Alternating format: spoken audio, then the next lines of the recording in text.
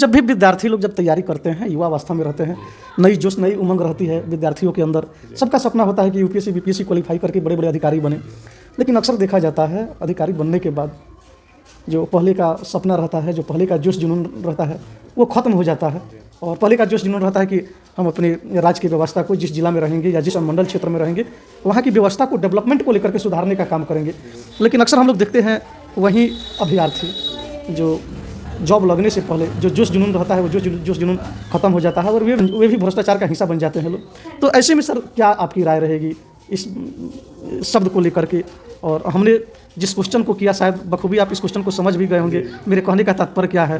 तो इसको लेकर के सर क्या ख्याल है आपके मन में? सबसे पहले इसमें एग्जाम्पल्स आपको बताना चाहता हूँ कि आज से 10 साल पहले जो हम लोग को सुविधाएं मिल रही थी, उसमें कंटिन्यूस इवोल्यूशन हुआ है। जो पहले सुविधाएं मिल रही थी अभी कुछ अच्छे इवोल्यूशन हुआ, अच्छा मिल रहा है। तो कहीं ना कहीं ये प्रशासक लोगों की मेहनत का फल है, ईमानदारी का फल है। 1-2%, 2-4% इन उम्मीद सभी समाज में होती है, लेकिन हम उसको स्टैंडर्ड नहीं मान सकते हैं। जो भी आज देख रहे हैं, आपको 24 आवर बिजली मिल रही है, आप ब्लॉक जाते हैं तो ऑनलाइन अप्लाई करते हैं, आपका आवासीय बन जा रहा है, जातीय बन जा रहा है। पहले इसमें करप्शन होता था। तो ये सब चीज़ कंटिन्यूस इवोल्यूशन का है। तो ये तो एक अच्छा फेज है ना कि जो प्रशासक लोग हो रहे हैं वो ईमानदार हो रहे हैं। आजकल इंफ्रास्ट्रक्चर का जो प्रोजेक्ट है काफ़ी अच्छे से बन रहा है, आप देख भी रहे हैं। तो 1-2% को अगर हम छोड़ दें तो काफ़ी लोग अच्छे होते हैं। मेरे काफ़ी दोस्त भी बने हैं इस सर्विस में, सबका एटीट्यूड काफ़ी अच्छा है, पहले से भी सर्विस कर रहे हैं, उन्होंने काफ़ी अच्छा काम किया, उन्होंने ग्रुप में डालते रहते हैं अपने कि मैंने क्या क्या अच्छा काम किया है। तो मुझे लगता है कि 98% लोग अच्छे रहते हैं। 1-2% को हम एग्जाम्पल नहीं बना सकते हैं। और मुझे लगता है कि सबको बिलीव करना चाहिए कि मतलब जो भी हम उनके प्रति अपना मानसिकता बना चुके हैं वो बदलना चाहिए। और बस यही कहूँगा मैं कि पहले जो क्वेश्चन आते थे बीपीएससी के वो फैक्चुअल बेस्ड थे, लेकिन इधर बीपीएससी ने काफ़ी बदलाव किया है। अब थोड़ा एनालिटिकल और लॉजिकल बेस्ड हो गया है। बुक आपको वहीं पढ़ना है, लेकिन थोड़ा एनालिटिकल और लॉजिकल हो गया है। तो जो पहले रट के निकाल लेते थे उनके लिए थोड़ा कठिन हो गया है, और जो मेहनती हैं, जो डीपली पढ़ते हैं, उनके लिए काफ़ी आसान हो गया है। और इसकी प्रिपरेशन 3 चरणबद्ध में किया जाता है। पहले पीटी का किया जाता है। तो पीटी में जनरली आपको साइंस और हिस्ट्री और करेंट अफेयर्स और बिहार का जो भी ये स्टैटिस्टिक्स पोर्शन होता है वो काफ़ी इंपॉर्टेंट होता है। अगर आप इसको अच्छे से कर ले तो आपका पीटी आसानी से निकल जाएगा। और जब आप पीटी का पेपर लिख रहे हैं तो मतलब कोई क्वेश्चन आपको नहीं भी आता है तो आपको ऑप्शन देखना चाहिए, और ऑप्शन से आप लॉजिकल यानी कि एलिमिनेशन कर सकते हैं। तो वहाँ अगर थोड़ा बहुत अपने दिमाग को सही रखें और अपने आप को पैसेंस बनाए रखें, क्वेश्चन तब भी आता है। तो एलिमिनेशन टेक्निक का यूज करें, और आपका जो नॉलेज है उसके बेसिस पर तो सफलता मिलेगा ही। तो उसके अनुसार आपका पीटी हो जाएगा। उसके बाद मेंस की बारी आती है। तो मेंस से पहले ऑप्शनल होता था, अब ऑप्शनल को हटा दिया गया है। मेनली है कि इससे है GS1 है और GS2 है। मुश्किलें हमेशा हार जाती है, संघर्ष करने वाले अक्सर जीत जाते हैं। किसी प्रकांड विद्वान ने इस लाइन को बोला है। और हमें मनोज मुंतशिर की एक शेर याद आती है कि जूते फटे पहनकर आसमान पर चढ़े थे, सपने हमारे हरदम औकात से बड़े थे। हमारे साथ इस वक्त हमारे कैमरे पर मौजूद एक शख्स हैं। ये इस बार के 67वीं बीपीएससी एग्ज़ाम क्वालिफाई किए हुए हैं और ज़िले में प्रथम स्थान प्राप्त किए हैं। हालांकि कई सारे न्यूज़पेपरों में, कई सारे चैनलों में इनका नाम गुम रहा। आप इस बार 67वीं बीपीएससी एग्ज़ाम क्वालिफाई किए हुए हैं, और जो रिज़ल्ट आया था, रिज़ल्ट में कई सारे युवाओं ने बाजी भी मारी, जिसमें एक आप भी हैं। ज़िले में शायद प्रथम स्थान आपको प्राप्त हुआ, लेकिन कई सारे चैनलों में आपको हम लोग नहीं देखे। सर क्या कहानी है आपके संघर्ष की, क्या कहानी है? आपने बीपीएससी एग्ज़ाम क्वालिफाई किया, काफ़ी कठिन परीक्षा होता है। बहुत सारे अभ्यर्थी कहते हैं जो बीपीएससी की तैयारी, यूपीएससी की तैयारी करते हैं लोग, वे लोग बोलते हैं कि कठिन परीक्षा होता है। क्या वाकई में बीपीएससी का एग्ज़ाम कठिन होता है? नहीं, बीपीएससी का एग्ज़ाम वाकई में कठिन होता है, और ये मेरा तीसरा प्रयास था। और इससे पहले मैंने 2 बार इंटरव्यू दे चुका था, और तीसरे प्रयास में मुझे सफलता मिली। काफ़ी चुनौतीपूर्ण था, संघर्षपूर्ण था, लेकिन मैंने अपना मेहनत जारी रखा, संयम बरकरार रखा, तो मुझे सफलता मिली। तो मैं यही कहना चाहता हूँ कि जिन्हें भी इस परीक्षा की तैयारी करना है वो मेहनत करते रहें, संयम बरकरार रहें, और उनको सफलता जरूर मिलेगी। कहाँ से तैयारी करते थे सर? मैंने तो यूपीएससी का प्रिपरेशन शुरू किया। मैंने दिल्ली में बाजीराव में रवि कोचिंग है, वहाँ से इसकी तैयारी शुरू की थी यूपीएससी के लिए। तो शुरुआती मेरा रुझान यूपीएससी की तरफ था। मेरा पीटी भी हुआ था, मैंने मेंस भी यूपीएससी का लिखा हुआ है। उसी बीच बीपीएससी का भी फॉर्म आया, मुझे प्रशासनिक सेवा में जाना था, तो मैंने बीपीएससी का भी फॉर्म भर दिया। तो उसमें मुझे सफलता मिली इसमें। तो मैंने मेनली दिल्ली में रहकर ही इसकी प्रिपरेशन किया है। चलिए, इस बार के एग्ज़ाम में जो आप बीपीएससी क्वालिफाई किए हैं, 116वां रैंक आपको प्राप्त हुआ है। आपको कौन सा पद आवंटित हुआ है? मुझे जिला योजना पदाधिकारी कम असिस्टेंट डायरेक्टर का पोस्ट आवंटित हुआ है। जिला योजना में जी। असिस्टेंट पदाधिकारी, असिस्टेंट डायरेक्टर का आपको? स्टेट में रहूँगा, पटना में रहूँगा तो असिस्टेंट डायरेक्टर होगा, और जिले में रहूँगा तो योजना पदाधिकारी। एसडीएम रैंक का ये पोस्ट? हाँ, ये लेवल 9 का एसडीएम रैंक का पोस्ट है। सर ये एग्ज़ाम जो होता है काफ़ी कठिन होता है, अभी बता रहे हैं। और तैयारी करने के लिए जो आने वाली जो पीढ़ी है, या जो अभ्यर्थी अभी तैयारी कर रहे हैं यूपीएससी या बीपीएससी का, कैसे तैयारी करें ताकि उन लोगों को भी सफलता हाथ लगे? मैं कहना चाहूँगा कि मैंने 5 बार बीपीएससी का एग्ज़ाम दिया है, मतलब 67वीं में मुझे सफलता मिली है, लेकिन उसके बाद 2 बार 68वीं और 69वीं का भी मेरा पीटी निकला है, तो मैंने टोटल 5 बार पीटी क्लियर किया है। तो मेरा कहना है कि पहले जो क्वेश्चन आते थे बीपीएससी के वो फैक्चुअल बेस्ड थे, लेकिन इधर बीपीएससी ने काफ़ी बदलाव किया है। अब थोड़ा एनालिटिकल और लॉजिकल बेस्ड हो गया है। बुक आपको वहीं पढ़ना है, लेकिन थोड़ा एनालिटिकल और लॉजिकल हो गया है, तो जो पहले रट के निकाल लेते थे उनके लिए थोड़ा कठिन हो गया है, और जो मेहनती हैं, जो डीपली पढ़ते हैं, उनके लिए काफ़ी आसान हो गया है। और इसकी प्रिपरेशन 3 चरणबद्ध में किया जाता है। पहले पीटी का किया जाता है, तो पीटी में जनरली आपको साइंस और हिस्ट्री और करंट अफेयर्स और बिहार का जो भी ये स्टैटिक्स पोर्शन होता है वो काफ़ी इंपॉर्टेंट होता है। अगर आप इसको अच्छे से कर ले तो आपका पीटी आसानी से निकल जाएगा।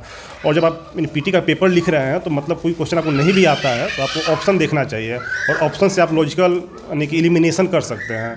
तो वहाँ अगर थोड़ा बहुत अपने दिमाग को सही रखें और अपने आप को पैसेंस बनाए रखें, क्वेश्चन टफ भी आता है तो एलिमिनेशन टेक्निक का यूज करें, और आपका जो नॉलेज है उसके बेसिस पर तो सफलता मिलेगा ही, तो उसके अनुसार आपका पीटी हो जाएगा। उसके बाद मेंस की बारी आती है, तो मेंस में पहले ऑप्शनल होता था, अब ऑप्शनल को हटा दिया गया है। मेनली है कि एसए है, जीएस 1 है और जीएस 2 है। तो जीएस 1 में पोर्शन है हिस्ट्री का, करेंट अफेयर्स का और स्टैटिक्स का। तो हिस्ट्री के लिए जनरली रिपीटेड क्वेश्चन आते हैं, तो अगर आप प्रीवियस ईयर के पेपर को अच्छे से करके जाते हैं तो आप हिस्ट्री को सॉल्व कर सकते हैं। करंट अफेयर्स के लिए तो करंट अफेयर्स में ये मेनली इंटरनेशनल रिलेशंस होते हैं, उस पर ज़्यादा फोकस रहता है, इन्वायरमेंट पर, टेररिज्म, ये सब टॉपिक होता है। तो उसको अगर आप डेली न्यूज़पेपर पढ़ रहे हैं तो मतलब वहाँ से इसको कवर कर सकते हैं। और स्टैटिक्स होता है, तो स्टैटिक्स 72 नंबर के आते हैं, तो वो फुल में फुल स्कोरिंग होता है। अगर आप स्टैटिक्स को अच्छे से कर लेते हैं, मेनली उसमें परसेंटेज, एवरेज, इसी टाइप का क्वेश्चन होता है एनालिटिकल वे में, तो उसको कर लेते हैं तो वहाँ 72 मार्क्स आपको आ जाते हैं। तो चलिए जी, जो जीएस 1 के लिए ऐसा आपको करना पड़ेगा। फिर जीएस 2 है, तो जीएस 2 के लिए मेनली इकोनॉमिक्स, पॉलिटी और साइंस करना होता है। तो मतलब थोड़ा अगर आप मेंस का आंसर लिख भी रहे हैं तो थोड़ा आपका प्रेजेंटेशन काफ़ी अच्छा तरह से बनाए, उसको यानी फिगर वगैरह बनाए, तो आपको काफ़ी अच्छे मार्क्स मिलेंगे। चलिए अक्सर हम लोग सुनते हैं कि जो यूपीएससी बीपीएससी क्वालिफाई करते हैं या यूपीएससी बीपीएससी की तैयारी करते हैं, उन लोगों के बारे में हम लोग सुनते हैं, सुने भी हैं कि जब पूरी दुनिया सोई रहती है तो यूपीएससी और बीपीएससी की तैयारी करने वाले अभ्यर्थी लोग जागे रहते हैं। तो क्या वाकई में इस दौर से गुजरना पड़ता है? हाँ, बिल्कुल दौर से गुजरना पड़ता है। जब आप प्रिपरेशन फेज में जाते हैं तो लगभग आपका जो भी त्यौहार होते हैं, घर में आना जाना होता है, छुट्टियाँ होती है, लगभग कम हो जाते हैं आपको। मतलब बाकी लोग अपने त्यौहार मना रहे होते हैं, बाकी लाइफ एंजॉय कर रहे होते हैं, लेकिन आपको जब तक सफलता नहीं मिलती है तब तक आपको अपना रात दिन मेहनत करना ही होता है। लाइफ में काफ़ी अनसर्टेनिटी भी होती है, होगा नहीं होगा, इस फेज से भी गुजरना पड़ता है। कभी लगता है कि इसको छोड़ के निकल जाऊँ, कोई और प्राइवेट जॉब करूँ, लेकिन मतलब इस फेज से तो गुजरना ही होता है। तो जो पैसेंस बना के रखता है, अपने मेहनत पर विश्वास करता है और फोकस बनाए रखता है, उसको ज़रूर सफलता मिलती है। इसलिए जब भी विद्यार्थी लोग जब तैयारी करते हैं, युवा अवस्था में रहते हैं, नई जोश नई उमंग रहती है विद्यार्थियों के अंदर, सबका सपना होता है कि यूपीएससी बीपीएससी क्वालिफाई करके बड़े बड़े अधिकारी बने। लेकिन अक्सर देखा जाता है अधिकारी बनने के बाद जो पहले का सपना रहता है, जो पहले का जोश जुनून रहता है, वो ख़त्म हो जाता है। और पहले का जोश जुनून रहता है कि हम अपने राज्य की व्यवस्था को, जिस जिला में रहेंगे या जिस मंडल क्षेत्र में रहेंगे, वहाँ की व्यवस्था को, डेवलपमेंट को लेकर के सुधारने का काम करेंगे। लेकिन अक्सर हम लोग देखते हैं वहीं अभ्यर्थी जो जॉब लगने से पहले जो जोश जुनून रहता है, वो जोश जुनून ख़त्म हो जाता है और वे भी भ्रष्टाचार का हिस्सा बन जाता है, वे भी भ्रष्टाचार का हिस्सा बन जाते हैं लोग। तो ऐसे में सर क्या आपकी राय रहेगी इस शब्द को लेकर के? और हमने जिस क्वेश्चन को किया, शायद बखूबी आप इस क्वेश्चन को समझ भी गए होंगे मेरे कहने का तात्पर्य क्या है, तो इसको लेकर के सर क्या ख्याल है आपके मन में? मैं सबसे पहले इसमें एग्जांपल से आपको बताना चाहता हूँ कि आज से 10 साल पहले जो हम लोग को सुविधाएं मिल रही थी उसमें कंटिन्यूस इवोल्यूशन हुआ है। जो पहले सुविधाएं मिल रही थी अभी कुछ अच्छे इवोल्यूशन हुआ, अच्छा मिल रहा है। तो कहीं ना कहीं ये प्रशासक लोगों की मेहनत का फल है, ईमानदारी का फल है। 1-2%, 2-4% इन उम्मीद से भी समाज में होती है, लेकिन हम उसको स्टैंडर्ड नहीं मान सकते हैं। जो भी आज देख रहे हैं, आपको 24 आवर बिजली मिल रही है, आप ब्लॉक जाते हैं तो ऑनलाइन अप्लाई कर दे रहे हैं, आपका आवासीय बन जा रहा है, जातीय बन जा रहा है। पहले इसमें करप्शन होता था, तो ये सब चीज़ कंटिन्यूस इवोल्यूशन का है। तो ये तो एक अच्छा फेज है ना कि जो प्रशासक लोग हो रहे हैं वो ईमानदार हो रहे हैं। आजकल इंफ्रास्ट्रक्चर का जो प्रोजेक्ट है काफ़ी अच्छे से बन रहा है, आप देख भी रहे हैं। तो 1-2% को अगर हम छोड़ दें तो काफ़ी लोग अच्छे होते हैं। मेरे काफ़ी दोस्त भी बने हैं इस सर्विस में, सबका एटीट्यूड काफ़ी अच्छा है, पहले से भी सर्विस कर रहे हैं, उन्होंने काफ़ी अच्छा काम किया है, उन्होंने ग्रुप में डालते रहते हैं अपने कि मैंने क्या क्या अच्छा काम किया है। तो मुझे लगता है कि 98% लोग अच्छे रहते हैं, 1-2% को हम एग्जाम्पल नहीं बना सकते हैं।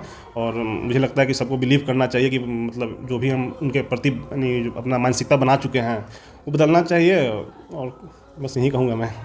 चलिए, आप ग्रामीण सुदूर इलाका से निकल करके इस पद पर अपने आप को स्थापित किए हैं।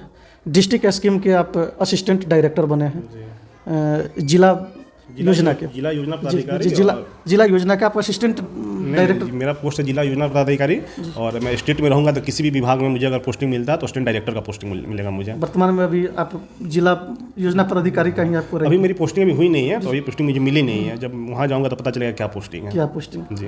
तो ये शुरू से लेकर के और जिला योजना पदाधिकारी आपने जो एग्ज़ाम क्वालिफाई किया है बीपीएससी का, और जो रैंक मिला है, रैंक के हिसाब से जो आपको पद मिलने वाला है, तो शुरू से लेकर के यहाँ तक का सफ़र, इस सफ़र के बारे में कुछ बताइए। सफ़र आपका शुरू से लेकर के अभी तक का सफ़र कैसा रहा?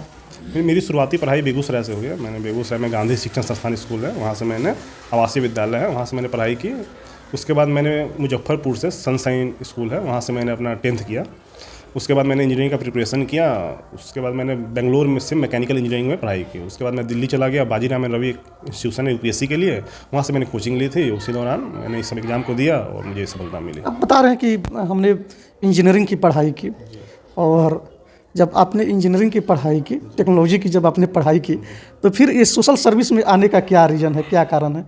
आपने एक तरफ इंजीनियरिंग की पढ़ाई की और दूसरी तरफ आप जॉब करने के लिए सोशल जॉब में आ गए, सोशल सर्विस में आप आ गए, तो ये आखिर रीज़न क्या है? एक तरफ आपने इंजीनियरिंग की पढ़ाई की और दूसरी तरफ आप सोशल सर्विस में आ गए, तो आखिर क्या कारण है कि आप सोशल सर्विस में आ गए? सबसे पहले तो मैं ये कहना चाहूँगा, इससे स्टेट को फ़ायदा हुआ कि एक इंजीनियर्स इस फील्ड में आ रहा है, तो जो भी टेक्नोलॉजी चल रही है उसको आसानी से मैं इंप्लीमेंट कर सकूँगा। जैसे जीपीएस टेक्नोलॉजी हो गया, ड्रोन टेक्नोलॉजी हो गया, इसको मैं एडमिनिस्ट्रेशन में यूज कर सकता हूँ। और दूसरी बात अपने ऊपर ले रहा हूँ, तो जो सिविल सर्विसेज है वो मल्टी डाइवर्स होता है। आपको माइक्रो लेवल से लेकर के मैक्रो लेवल पर काम करने का मौका मिलता है। आपका कभी आप इस विभाग में है, कभी उस विभाग में है, आपको पॉलिसी बनाने का मौका मिलेगा, इंप्लीमेंटेशन करने का मौका मिलेगा। तो काफ़ी अट्रैक्टिव ये जॉब नेचर है। तो यही मुझे अट्रैक्ट किया कि मैं सिविल सर्विस को ही अपना कैरियर बनाऊँ।